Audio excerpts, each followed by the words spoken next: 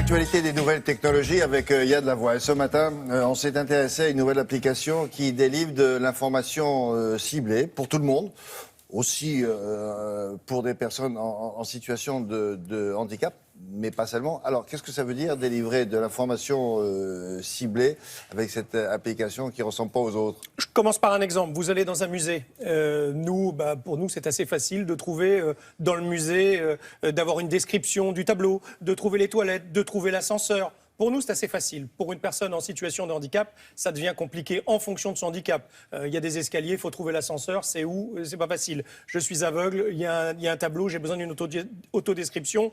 C'est pas facile non plus. Trouver, descendre du bus, on n'est plus dans le musée, on est dans le bus. Où est-ce que je vais descendre d'un bus?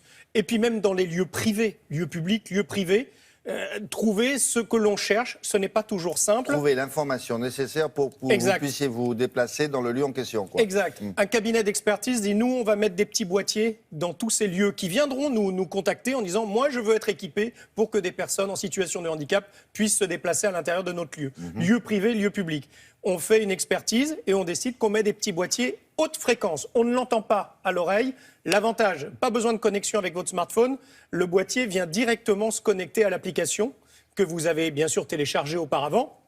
Et en fonction de votre handicap, je suis sourd, je suis aveugle, je suis handicapé moteur, je vais avoir les informations qui correspondent à mon handicap et je vais pouvoir me déplacer, etc.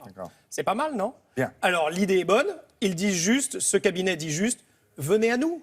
Que ce soit les transports, que ce soit les services publics, les grandes maisons. Manifestez-vous. Manifestez-vous. Nous, on viendra faire une expertise chez vous, on placera ces boîtiers et on renseignera cette application. Et on va vous équiper. Voilà. Et voilà, plus on sera de fous, plus ça fonctionnera. Regardez.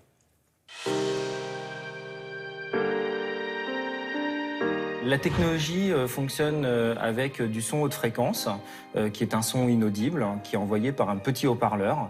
Et lorsque votre téléphone rentre dans cet espace virtuel, la balise, en fait, vous envoie « je suis la balise 1, je suis la balise 1 ». Et votre téléphone sait que vous êtes à tel endroit et donc fait émerger le contenu. Donc on a une petite enceinte classique qui fonctionne, qu'on va tester pour vous montrer avec du son audible. Donc là, je vais lancer l'ultrason. Nous, on ne va plus rien entendre puisque c'est du son inaudible, haute fréquence. En revanche, le téléphone, lui, va entendre et écouter tout ce qui se passe et faire émerger du contenu. Alors, la personne en situation de handicap qui va vouloir se rendre au Salon du Bourget va préalablement télécharger l'application sur son téléphone. Toutes les informations seront stockées à l'intérieur. Lorsqu'elle arrivera devant une des portes d'entrée principale du salon, il y aura un son inaudible qui sera diffusé devant cette entrée. Et ensuite, son téléphone permettra de faire émerger le contenu pour lui donner des informations sur le personnel d'accueil, sur l'endroit où se trouvent les toilettes accessibles ou sur du contenu d'audio-description du lieu.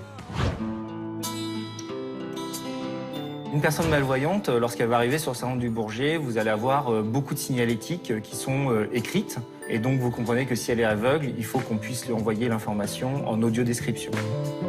Une personne malentendante qui est en train de regarder en fait une vidéo avec une bande sonore, on lui fera émerger la même vidéo en sous-titrage ou en langue des signes. Pour la personne handicapée moteur, l'intérêt est de lui envoyer par exemple un plan pour qu'elle fasse le moins d'efforts possible.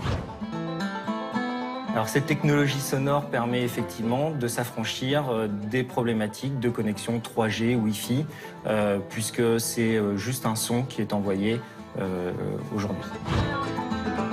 Cette application aujourd'hui permet d'être utilisée à peu près partout dans la ville.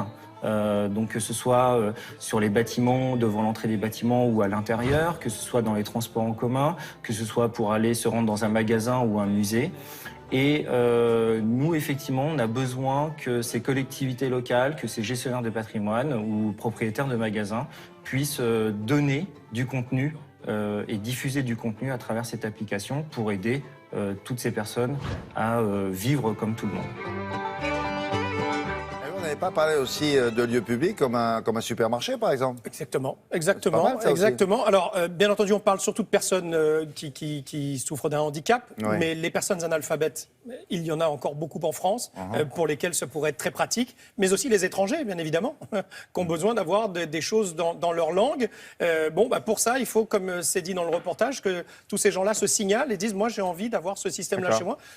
0 € pour nous, usagers, qui nous en servons. En revanche, pour le lieu privé, public, Qui s'équipe, gestionnaire, oui, oui, oui. c'est eux qui s'équipent et c'est eux qui font la dépense. Merci beaucoup. Yann.